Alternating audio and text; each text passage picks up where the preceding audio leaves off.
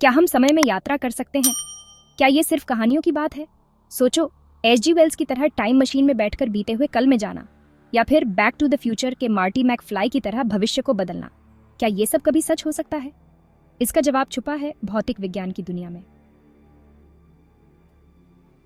सदियों से समय को एक ऐसी चीज माना जाता रहा है जो हमेशा एक जैसी चलती रहती है। फिर आए एल्बर्ट आइंस्टाइन। उनके रिलेटिविटी के थ्योरीज ने समय को समझने का हमारा नजरिया ही बदल दिया।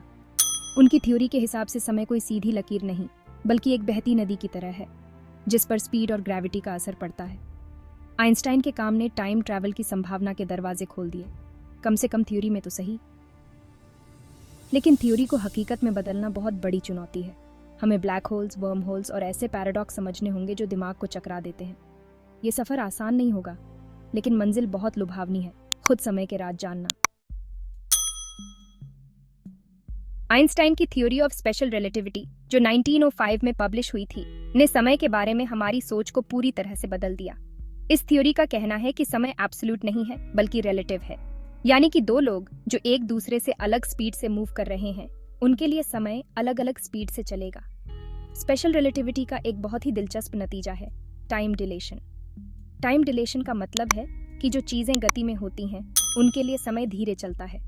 कोई चीज जितनी तेजी से चलेगी, उसके लिए समय उतना ही धीरे चलेगा, अगर उसे किसी ऐसी चीज से कंपेयर किया जाए जो स्थिर है। हालांकि टाइम डिलेशन का असर एवरीडे स्पीड्स पर बहुत कम होता है, लेकिन स्पीड ऑफ लाइट के करीब पहुंचने पर यह असर बहुत बियाश जाता है। इस फिनोमिनन को एटॉमिक क्लॉक्स को हाई स्पीड जेट्स में उड़ाकर एक्सपेरिमेंटली वेरीफाई किया जा चुका है।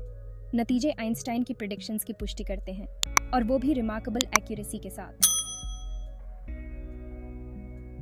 आइंस्टाइन ने समय को समझने के हमारे नजरिए को बदलना यही नहीं रोका। 1915 में उन्होंने अपनी theory of general relativity publish की, जिसने ग्रेविटी को समझने का एक नया तरीका दिया। आइंस्टाइन ने कहा कि ग्रेविटी कोई फोर्स नहीं है, बल्कि स्पेस टाइम के फैब्रिक में एक कर्वेचर है, जो मैसिव ऑब्जेक्ट्स की वजह से बनता है। सोचो कि एक ट्रैम्पोलिन पर एक बोलिंग बॉल रखी है। गेंद फैब्रिक में एक डिप बना देती है, और आसपास रोल करने वाली कोई भी चीज उसकी तरफ खींची चली जाएगी। इसी तरह स्टार्स और प्लैनेट्स जैसे मैसिव ऑब्जेक्ट्स स्पेस टाइम के फैब्रिक को वॉर्प करते हैं, और यही वॉर्पिंग हमें ग्रेविटी के रूप में दिखाई देता है। जनरल रिलेटिविटी का एक चौंकाने वाला इम्प्लीकेशन यह है कि ग्रेविटी का असर समय पर भी पड़ता है। ज्यादा स्ट्रॉन्ग ग्रेविटेशनल फील्ड्स में समय धीमा हो जाता है। इसका मतलब है कि सी लेवल पर समय माउंटेन टॉप से थोड़ा धीरे चलता है, जहां ग्रेविटेशनल पुल कमजोर होता है। हालांकि स्पेशल और जनरल रिलेटिविटी हमें टाइम ट्रैवल की टैंटलाइजिंग हिंट्स तो देते हैं, लेकिन वो कोई क्लियर रोड मैप नहीं देते। यहीं पर वर्म होल्स की एंट्री होती है। वर्म होल्स काल अंतरिक्ष में दो अलग अलग बिंदुओं को जोड़ने वाली थियोरेटिकल टनल्स होती हैं। कल्पना करो कि आप एक पेपर को आधा मोड़ते हैं और उसमें एक छेद करते हैं। ये छेद एक शॉर्टकट होगा जो पेपर पर दो डिस्टेंट पॉइंट्स को कनेक्ट करेगा। थ्योरी के हिसाब से एक वर्म होल समय में दो अलग अलग पॉइंट्स को भी कनेक्ट कर सकता है, ठीक वैसे ही जैसे वो स्पेस में करता है। एक वर्म होल से ट्रैवल करके शायद हम भूतकाल या भविष्य में जर्नी कर सकें। हालांकि वर्म होल्स का अस्तित्व अभी भी प्योरली थियोरेटिकल है। भले ही वर्म होल्स मौजूद हों, लेकिन उन्हें पार करने के लिए बहुत बड़ी चैलेंजेस हैं।